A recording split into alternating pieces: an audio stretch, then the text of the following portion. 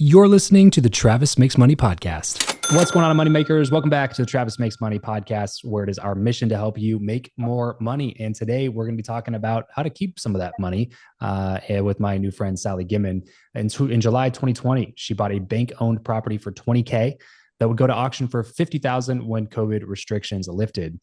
Newer capital gains would be $7,000 plus, and then researched how the rich paid so little in taxes, which led her down the path of the business and beneficial spendthrift trusts. In August of 2021, it finally went to auction and ended up at $64,000 instead of $50,000, and a 24% tax bracket. She saved 10 grand in capital gains taxes, and now she kind of helps other people realize that they don't have to give all their money to the government when they find unique ways to make money. So I'm excited to jump into how to keep some money today with this trust vehicle. Before we jump into that, if you are tuning in and you're wondering how I go about building relationships with amazing people that I've had on this show or my other show, Travis Makes Friends, then it's through the podcast. The podcast itself is kind of the Trojan horse for me to connect with amazing people. Plus, it also can help you create better content for social, helps you build an audience, grow a personal brand, sharpen your expertise. And if you're committed, even at some point, pay you sponsorship dollars to do all the activities that I said it will do for you. So for a limited time, I'm reopening my calendar for one or two more one-on-one coaching clients. So if you're already running a 7, 8, or 9-figure business and any what I just said sounds appealing to you, then head over to travischappell.com/coaching. There's a quick application there to see if we might be a good fit to work together to bring your podcast out in the world or to maximize your existing podcast. travischappell.com/coaching. Sally Gimon, what's up? Welcome to the show. I appreciate you having me, and I have to apologize. It's pouring cats and dogs here in Charlotte, and I stopped at a Starbucks so we could be on this, so I'm sorry for that. No worries. No worries. Hey, well, sometimes we just got to make things work the way that we can make it work, right? Exactly. So talk to me about this trust thing, Sally. How did you, first of all, like, how were you making money before you decided to buy this house? The reason I got the house, I was living in Phoenix. My oldest nephew was getting married in Charlotte, North Carolina. My mom and dad drove from Goodyear, Arizona, which is 25 miles west of Phoenix. And my mom got sick. She got septic in the blood. It got into her pacemaker. She was on a ventilator for 13 months, in a hospital for 15 months. Wow. My dad stayed with her for 9 months while she had open heart surgery while she got better. So my brilliance was, hey, let me get this bank-owned house in North Carolina so I can write it off on my taxes. But COVID happened and it took longer than it was supposed to. But I found out a neat trick about North Carolina, and that's why I moved here. Oh, interesting. Okay. What were you doing for an income, like when you were thinking, like, let me just buy this house? Correct. My mentor, Jay Tannenbaum, he taught us how to go after bank-owned properties very, very inexpensively and then make some great money on them. My personal story, in 2019, I wholesaled 7 bank-owned properties nationwide, paid off $184,000 in debt, completely debt-free. I was a rock star in my real estate group. I knew about capital gains. I had $50,000 in my bank account.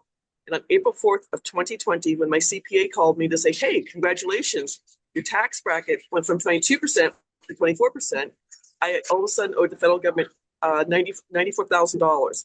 I don't know if you remember, COVID started around St. Patrick's Day 2020. 3 of my properties didn't pay me. My solution, I took a HELOC off my paid house. That defeats the purpose of being paid off. But this is why I start researching how can I start saving money, just like the Rockefellers. I had read an article about the Rockefellers Spendthrift Trust. It's called the Trust. It's called The Office. It's 7 generations old, has almost 400 people in it, and it's an amazing document. The more I researched it, the more I'm like, I have to get one of these for myself. Wow, that's crazy. So you were kind of riding this income high from figuring out this new way of generating income, and you go from being 180K in debt to being debt free, and you're like celebrating, high fives all around, and then all of a sudden the IRS goes, yeah, good for you, Sally, you now, congratulations, owe us $90,000, and now you have to go into more debt to pay off the tax bill. And basically at that point, you're like, there's probably a better way to do this. And then found this new trust vehicle. So talk to me a little bit about the trust, the structure, and how it helps you avoid capital gains. Let me just explain to you. It does come from England, way back when King Henry VIII started the Church of England. Wow. I mean, there's tons of history on this. It's contract law came to the colonies while we were still part of England. Our current tax structure went into effect February of 1913. The Barron families, the DuPonts, the Carnegies, the Kennedys, the Rockefellers, they wanted to make sure they could save taxes. Well, if they can save taxes, we can. It's in tax code 643B, as in Bravo. If you Google tax code 643B, you'll find an opinion letter from the IRS saying they don't like the tax code, they don't like the trust. It's their opinion. They can't change it. Only Congress can, and too many presidents, too many senators and Congress people have the trust. It's the secret of the rich. I hate to say this, they're just going to keep raising taxes to tax out the middle class. I mean, the super rich have this, and it's not that expensive. It's expensive, but it's not that expensive. I've wholesale 28 properties. I have 12 notes. I have a crypto bot. I mean, it's all my trust. I'm not paying any taxes on it. And then with my business trusts, I have 3 online businesses. In 2022 and 2023, I paid 8% federal taxes and did not pay any North Carolina taxes. This is how powerful it is. And it's not taught in school. So I appreciate you having me on, Travis. How do you go about setting up a trust like this? And what are the initial setup fees? Correct. I work for a private law firm that has 5 attorneys who are trust attorneys. Okay. There are 1 million attorneys in the United States. Only 4% are trust attorneys. I'm going to be honest. One trust is $20,000. The business trust is going to save you at least 90% on your federal income taxes, and you'll no longer pay state income taxes. Year after year, generation after generation. So that's the business trust. The beneficial trust is for investors. You will no longer pay taxes on any of your profits. So that's why I got both my trusts at the same time. A lot of my clients only have one or the other because maybe they're running a business, or maybe they're selling crypto. But several of my clients have come back and gotten a second trust, 6 months later or 2 years later. Does the money inside the trust accumulate tax-free as well? Correct. Wow. You will file a 1041 tax return, not a 1040 tax return. So when you file your 1040 tax return, you're taking off your deductibles and everything. We introduce you to the CPA who'll file the 1041 for you. And in 77 years, the gentleman who started this, Paul, he was a Harvard law professor. Now his grandson and great-grandson run the law firm. Not a single trust has ever been audited, and only one trust was questioned by a senior IRS agent. And he wrote an unsolicited letter back to the law firm saying, these are the codes I use. I approve this trust. So the law firm gives you a certification saying if you get questioned by the IRS, they will defend you free of charge. It's such an easy guarantee for them. How do we not know about this? When you started doing research, were you just kind of flabbergasted? How has this taken so long to reach me that this is a doable thing? Correct. True story. I have you heard of infinite banking? Yes. Yeah. You're talking about, just to clarify, you're talking about whole life insurance policies okay. Yep. I'm a, how do I say it, disciple of Nelson Nash. I know some people use IUL, but I had an infinite banking policy, and I don't know how I found the article about the Rockefellers purposely make the people in the Rockefeller Trust. Let's say Joe Rockefeller starts a McDonald's. He needs $200,000. He has to start a $200,000 infinite banking policy where the trust is the beneficiary. And I'm like, this is brilliant. I mean, and then that's how I got started the research the Rockefeller Spendthrift Trust. I'm like, you can. There's other law firms that do this, but in my real estate group, I was teaching them how to save capital gains, interest income, and rental income taxes. Do you know who Bob Proctor was? Yeah. I'm a student of thinking into results, and my coach is like, Sally, you're playing too small. I need you to start your own business. I'm not trying to crow, but I just helped a Virginia salesman. He made $150,000 last year selling things. He's 26 years old. He's like, where'd my money go? He goes, I live in an apartment. I have no house. We looked at the trust using 2025 figures, saving 90% federal taxes, but no longer paying Virginia taxes. He's going to save over $39,000 a year. Wow. This is his money to buy a house. He's living in an apartment, buy a new car, give to a charity, go on a vacation, put it into his retirement plan. And the neat thing, he's 26. I mean, he's young.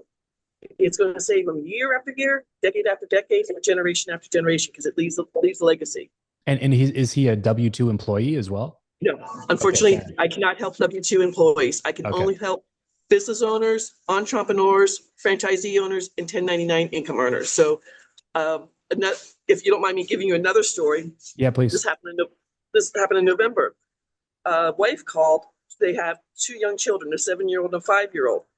The husband is an insurance broker and he works from home. And they were having a conversation about, hey, getting a nanny. And she's like, I don't want a nanny to raise my kids. I want to be a stay-at-home mom.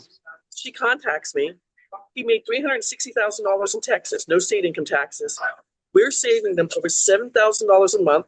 She quit she was making about $60,000 a year in her job, but she got to quit her job. She takes her kids to school. She picks them up. She makes a homemade dinner for the family, and she's just like, I'm living my dream life now. And I have an affiliate program. The husband, who's the insurance broker, has given my name to several other insurance brokers too. And they're like, I'm sure he has. Yeah. Yeah. I mean, that's like when you're talking about the delta between saving that much money every month, it literally more than replaced her salary. Exactly. And just because you get to keep the money that you're earning. Like there's no, like this is why I love the show, because we can highlight these different ways that people have maybe not thought about to make more money. And sometimes it's not about earning extra income. Sometimes it's about just making sure you get to keep some of the income that you earn. And the more you increase earnings, the more you got to pay in taxes. So it's a double-edged sword. I'm not sure if people realize there's 4 ways to file your taxes: single, head of household, married jointly, and married separately. I'm not a CPA, but if you're married, please file married jointly. That's the cheapest way to file your taxes. And then there's 7 different tax brackets. The more money you make, the more money you pay in taxes. And for her, she just wanted to be stay at home with her kids. Now the husband's like, we could buy a boat, and she's like, let's just pay off all of our debt. Let's pay off the house before we do anything crazy. So yeah. Yes, exactly. Yeah, that's so awesome. I want to.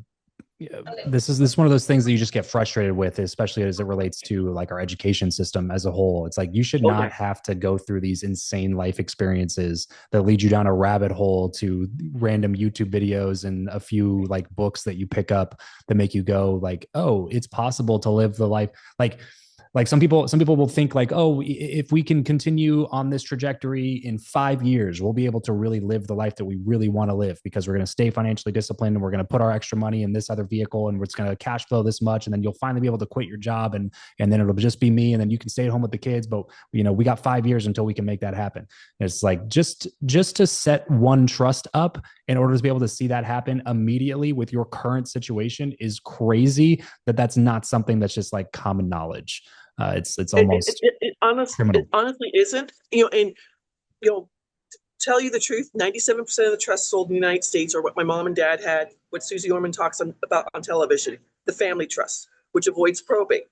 And I have CPAs going, you can't do this. And I'm like, there's a textbook that trust attorneys study in law school called Scott and Asher on trusts. And I had one gentleman who got on I do a Monday night live on LinkedIn. His mom and dad have 4 apartment buildings in the Bronx. They had they were doing 27 and a half years of deductions on the buildings, and they were trying to decide if they were going to sell the buildings or keep the buildings. Well, with any of the trusts, 3 ways you save: save taxes year after year, generation after generation. Number 2, you keep your information completely private. Travis, are you set up in an LLC, S Corp or C Corp right now? Yes. If you don't mind me asking, which state are you in? Nevada. Okay, you don't have state income taxes, but I believe it's the Secretary of State in Nevada.